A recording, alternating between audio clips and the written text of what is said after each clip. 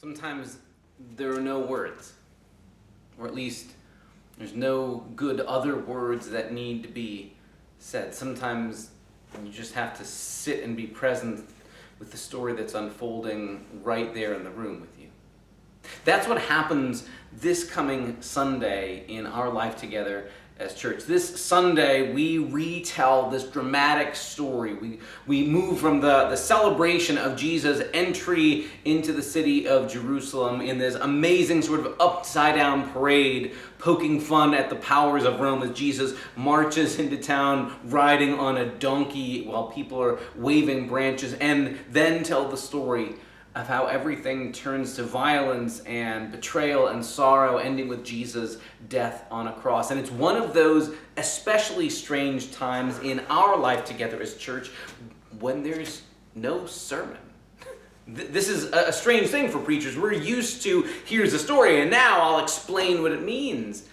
And there's an intentional rhythm to not saying anything else this coming Sunday. Come join us on Sunday. Hear the story and let it sink in. This is like one of those times when there's no good words to encapsulate or to summarize all that's happening in the death of Jesus. Sometimes you just need to let the story wash over you. Sometimes we just need to be re-storied. And that's what happens this coming Sunday. We retell the story, different voices from across our congregations, even with our own version of a reenactment of the procession with palm branches, waving them as we head into our worship space, almost like Jesus entering into the city of Jerusalem. All these parts are retelling an ancient story that you know, but that we need to hear again, to retell us again. Maybe without other explanation or summarizing or reducing down to 3 helpful bullet points for how to live your life better or get your kids to behave better or to be more successful. Or maybe it's just we need to be immersed in this story. And we do it in this strange way to say the coming of Jesus, the living and dying of Jesus, and then the promise, the hope of resurrection. This is most deep down who we are. We're people shaped by that story.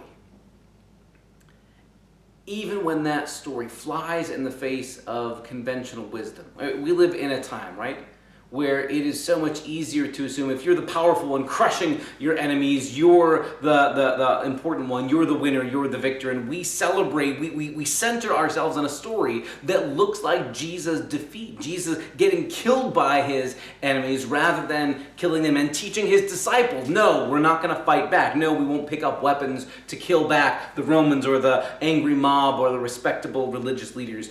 Jesus shows us a strange kind of victory that looks like death, that looks like defeat. We gather to retell this story, to say that death doesn't have the last word, but that we have to face the reality of death.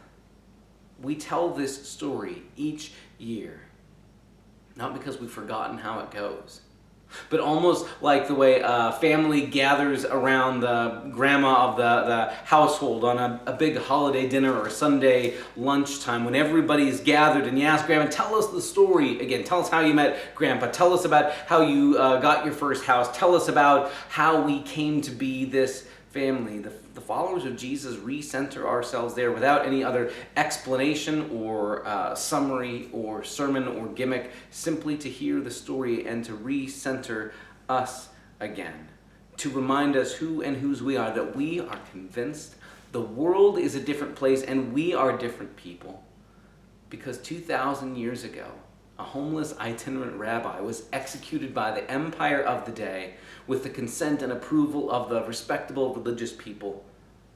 And in the process, Jesus has changed everything, has set us free, has broken the power of death and empire alike, has made us into new creations. All this from this story of this individual person who's otherwise forgettable by the powerful voices of history.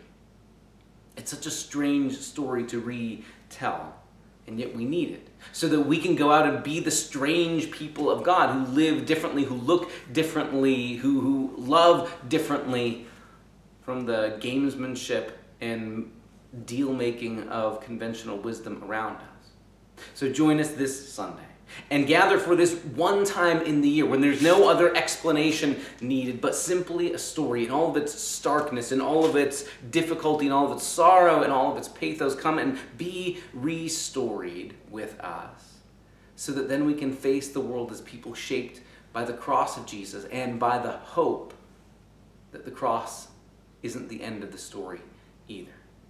Join us this Sunday for Palm Passion Sunday, and then throughout the story of Holy Week as we spend a moment with each of those important movements throughout the last days of Jesus. His last day with his disciples, the washing of feet, the celebration of what now has become the Lord's Supper, his death on the cross, and that vigil time in the holy space between cross and resurrection on Easter Saturday, Holy Saturday. And then gather with us on April 17th for worship to celebrate the resurrection of Jesus. Gather with us these coming days as we retell the story and find ourselves restoried and recentered in the process. See you Sunday.